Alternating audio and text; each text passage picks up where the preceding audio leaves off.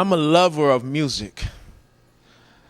I love music, and music can never be divorced from the songwriter. The songs can never be divorced from the songwriter, and the songwriter can never be divorced from their setting.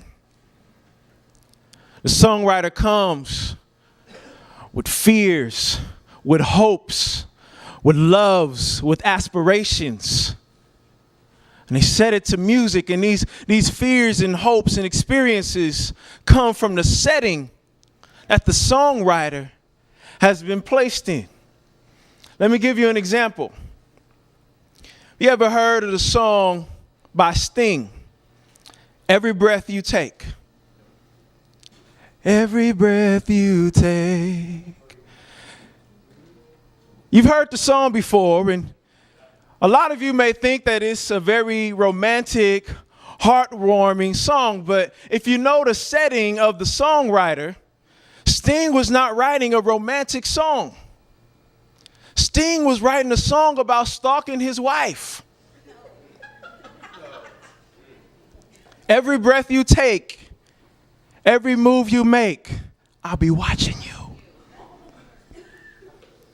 And so, classic example of if you didn't know the setting, you got the wrong idea about the song. And we all been to ball games. Right before every game, they tell you to stand up, take off your hat, right hand over your heart. They do the Star-Spangled Banner, our national anthem. This joyous, triumphant, victorious song. But what most people don't know about America's national anthem is it was written when America was about to not be a country. During the War of 1812, think about it. The rockets' red glare, the bombs bursting in air. It was written by Francis Scott Key during a battle where the British almost took their country back. And then during the Civil Rights era. Civil Rights era was a time of national upheaval and division. You look at the highlight reels, the film reels, and you see African Americans being hosed down. You see dogs chasing them, biting them. You see the police scowling. In the midst of that setting,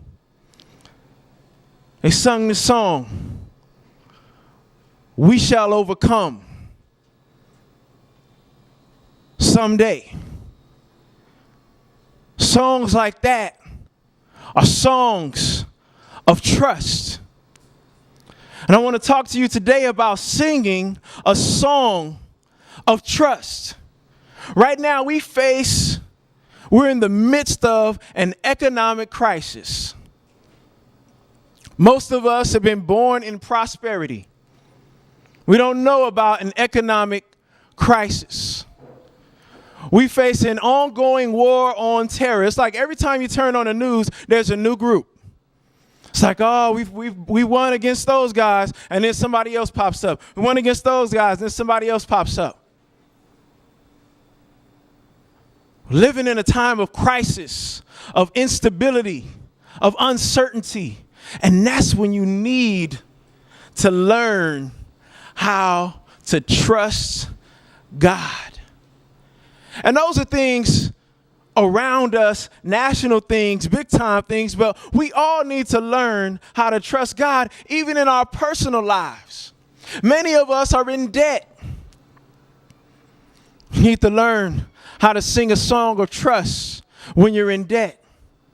Many of us are in some really twisted up relationships, family relationships, spouse relationships. Some of us don't have a relationship and want to be in a relationship. And that's the time when you need to learn to sing a song of trust.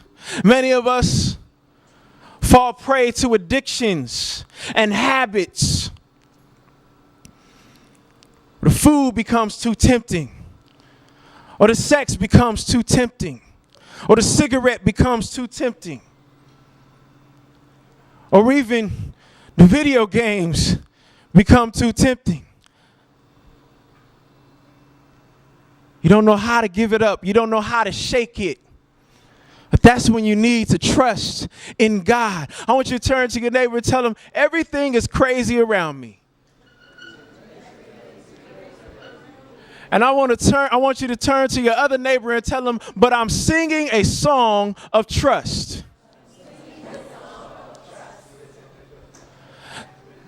Today, if you're a follower of Christ, I want to encourage you to persevere and trust God in these times of instability and uncertainty. And if you're not a follower of Christ, I want to encourage you and teach you what it means to trust God and begin this journey of trusting God with your life. And we're going to go to our scripture, Isaiah 26. We're going to the Old Testament, so it might be hard to find, but Isaiah is in the Old Testament, and it should be up on the screen. Isaiah 26, starting at verse 1. It says, in that day, this song will be sung in the land of Judah. We have a strong city. God makes salvation its walls and ramparts. Open the gates, that the righteous nation may enter, the nation that keeps faith. You will keep in perfect peace him whose mind is steadfast, because he trusts in you.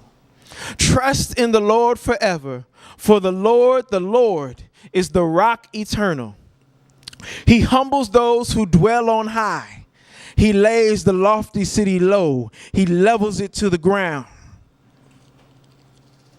and casts it down to the dust. Feet trample it down. The feet of the oppressed, the footsteps of the poor.